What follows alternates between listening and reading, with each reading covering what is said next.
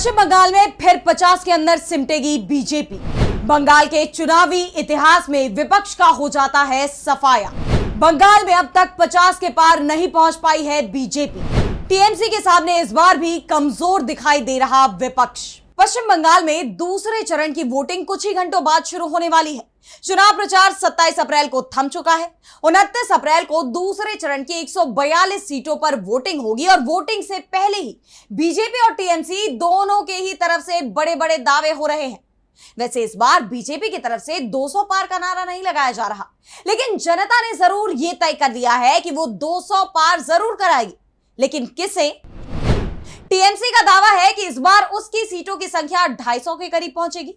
पहले चरण में जहां बीजेपी खुद को मजबूत मान रही थी, वहीं इस बार टीएमसी ने बड़ी सेंध लगा दी है। और दूसरा चरण, यहां तो बीजेपी पहले से ही कमजोर है और इस बार वो और कमजोर हुई है। इसलिए टीएमसी इस बार आराम से 250 पार कर जाएगी। वहीं बीजेपी के नेता भी दावा कर रहे हैं कि इस बार हम लोग सरकार जरूर बनाएंगे। यानी टीएमसी कह रही है कि बीजेपी को 50 सीटों के अंदर समेट देंगे, वहीं बीजेपी सरकार बनाने की बात कह रही है। लेकिन बंगाल का इतिहास बताता है कि यहां बहुमत हासिल करना कितनी बड़ी चुनौती होती है, और उससे बड़ी चुनौती होती है 100 का आंकड़ा पार करना। क्योंकि 100 सीटें अगर किसी दल ने पार कर ली, तब उसके लिए बहुमत ही नहीं बल्कि 2/3 बहुमत हासिल करना मुश्किल काम नहीं होता। और पश्चिम बंगाल के इसी चुनावी इतिहास को लेकर आज हम अपनी स्पेशल रिपोर्ट में करेंगे बात। नमस्कार, मैं आराधना। तो शुरू करते हैं हमारी खास रिपोर्ट और बात करते हैं कि पश्चिम बंगाल में बहुमत हासिल करना कितनी बड़ी चुनौती होती है।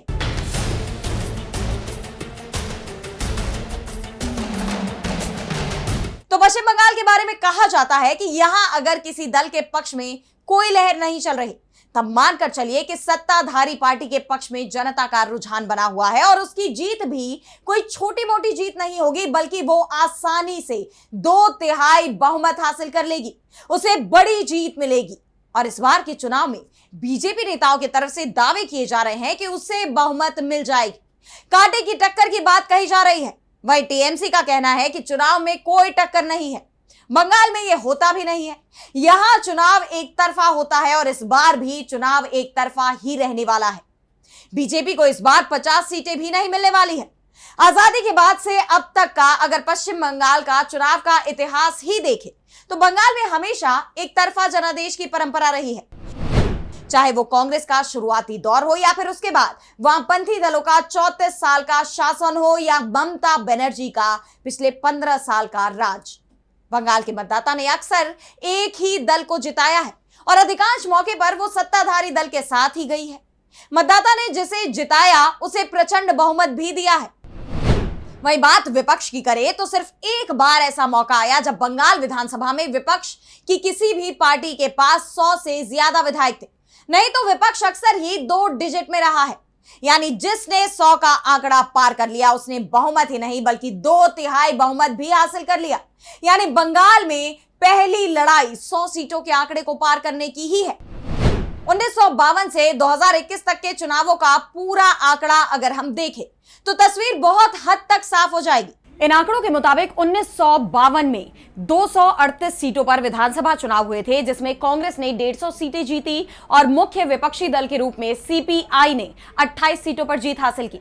1957 में भी 252 सीटों पर चुनाव हुए और कांग्रेस ने 152 सीटों पर जीत हासिल की और सीपीआई दोबारा मुख्य विपक्षी दल बना 46 सीटों पर जीत के साथ। इसके बाद 1962 में भी 252 सीटों पर ही विधानसभा चुनाव हुए। इस दौरान कांग्रेस को 157 सीटें मिली, वहीं सीपीआई को 50 सीटों पर जीत मिली और वो ही मुख्य विपक्षी दल के रूप में वहां मौजूद रही। इसके बाद चुनाव होते हैं 1967 में, लेकिन इस बार सीटों की संख्या 280 थी और जीत हासिल करने वाली पार्टी बनी यूनाइटेड फ्रंट। उसे 130 सीटों पर जीत हासिल हुई और कांग्रेस मुख्य विपक्षी दल के रूप में 127 सीटों पर जीत हासिल कर आगे आई। ये एकमात्र मौका था जब मुख्य विपक्षी दल ने 100 का आंकड़ा पार किया, लेकिन गठबंधन की वजह से सरकार नहीं बनी। हालांकि जो सरकार बनी वो चल भी नहीं पाई और इसीलिए 2 साल बाद ही चुनाव हुआ। 1969 के विधानसभा चुनाव में सीपीआई-एम के नेतृत्व वाले गठबंधन को बहुमत मिला। सीपीएम 80 सीटों के साथ सबसे बड़ी पार्टी बनी, जबकि कांग्रेस को 55 सीटें मिली।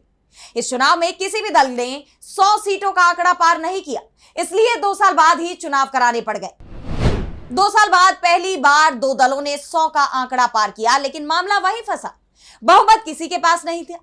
1971 में चुनाव हुए और तब भी हालात बहुत ज्यादा नहीं बदले, लेकिन यह पहला और एकमात्र चुनाव था जब दो दलों ने 100 सीटों का आंकड़ा पार किया था।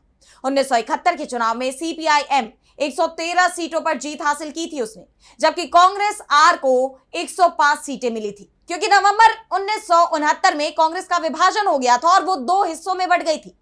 एक कांग्रेस के पुराने प्रभावशाली नेता, जिन्हें सिंडिकेट कहा जाता था, उनके गुट को कांग्रेस ऑर्गेनाइजेशन नाम दिया गया, जबकि इंदिरा गांधी के नेतृत्व वाले गुट को कांग्रेस रिक्विजिशनिस्ट यानी कांग्रेस आर नाम दिया गया था। कांग्रेस आर बाद में अखिल भारतीय कांग्रेस पार्टी बन गई। वर्तमान में मल्लिकार्जुन खड़गे इसके अध्यक्ष हैं। 1971 में किसी को भी बहुमत नहीं मिला, तब 1972 में एक बार फिर चुनाव कराए गए और इस बार बंगाल में विधानसभा सीटों की संख्या 294 हो गई थी और तब से ही ये आज तक 294 ही बनी हुई है। अब अगर 1972 के आंकड़ों की बात करें तो जब 294 विधानसभा सीटों पर चुनाव हुए तो इसमें कांग्रेस ने 216 सीटें जीती, जबकि सीपीआई मुख्य विपक्षी दल के रूप में 35 सीटें जीत पाई। वहीं 1977 में सीपीआई-एम ने 178 सीटें जीतकर सरकार बनाई और जनता पार्टी मुख्य विपक्षी दल के रूप में 29 सीटें जीत हासिल कर पाई।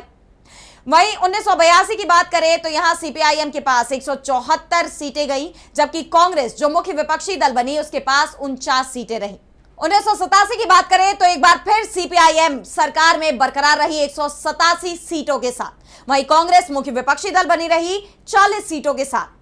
1991 में भी सरकार नहीं बदली। सीपीआई-एम के पास इस बार 182 सीटें रही और कांग्रेस के पास 43 सीटें। 1996 में भी सीपीआई-एम 153 सीटों पर जीत हासिल करके सरकार में बनी रही। वहीं कांग्रेस मुख्य विपक्षी दल के तौर पर 82 सीटें जीत गई। 2001 में सीपीआई-एम 143 सीटों पर सिमट गई, हालांकि वो सरकार में बनी रही। वहीं टीएमसी 60 सीटें जीतकर मुख्य विपक्षी दल के रूप में सामने आई। 2006 में सीपीआई-एम की सीटों की संख्या बढ़ी, उसे 176 सीटों पर जीत मिली और उसने फिर सरकार बनाई। वहीं टीएमसी की सीटों की संख्या घट गई, 30 सीटों पर ही जीत मिली, लेकिन वो मुख्य विपक्षी दल बनी रही। 2011 में नतीजे उलट आए। टीएमसी 184 सीटों पर जीत हासिल करने के साथ ही सत्ता में आ गई, जबकि सीपीआई-एम 40 सीटों पर जीत हासिल करने के साथ ही मुख्य विपक्षी दल बन गए। 2016 में टीएमसी सत्ता में बरकरार रही, 211 सीटों पर इसने जीत हासिल की और कांग्रेस 44 सीटें जीतने के साथ ही मुख्य विपक्षी दल बन गई। और 2021 में टीएमसी तो सत्ता में बरकरार रही, उसने 215 सीटें जीती, जबकि भाजपा मुख्य विपक्षी दल बन गई 77 सीटों पर जीत हासिल करने के साथ ही। अब 1972 से लेकर 2021 तक 12 बार विधानसभा चुनाव हुए, लेकिन सिर्फ 3 मौकों पर ही मुख्य विपक्षी दल को 50 से ज्यादा सीटें मिली। 1996 में टीएमसी को 82 सीटें मिली थी। 2001 में 60 सीटें ममता की पार्टी को मिली और उसके बाद 2021 में बीजेपी जब बंगाल में पहली बार मुख्य विपक्षी दल बनी तब उसे 77 सीटें मिली थी। यानी बंगाल की जनता ने जब भी किसी को बहुमत दिया तब सिर्फ बहुमत ही नहीं दिया, बल्कि बम्पर बहुमत दिया। 1977 से 2006 तक लेफ्ट फ्रंट की सरकार में भी लेफ्ट फ्रंट हमेशा 200 के पार पहुंचता रहा। सीपीएम अकेले ही 150 से लेकर 187 सीटें जीतती रही, जबकि गठबंधन में यह संख्या 250 के करीब तक पहुंच गई थी। 2011 में टीएमसी को 184 सीटें मिली, लेकिन उसके गठबंधन का आंकड़ा 226 था। यानी बंगाल में अगर किसी दल की लहर नहीं है तब समझ ले कि सत्ताधारी दल या गठबंधन 200 के पार जाएगा और विपक्ष 50 के आसपास सिमट जाएगा। और अगर ऐसा होता है, क्योंकि इस बार भी लहर नहीं दिख रही है, तो क्या इस बार बीजेपी 50 भी पार नहीं कर पाएगी? यह बड़ा सवाल है और इन सवालों के जवाब मिलेंगे 4 मई को। लेकिन आज स्पेशल रिपोर्ट में इतना ही। देश दुनिया की तमाम बड़ी खबरों के लिए आप देखते रहिए डीवी लाइव और मुझे दीजिए इजाजत। नमस्कार।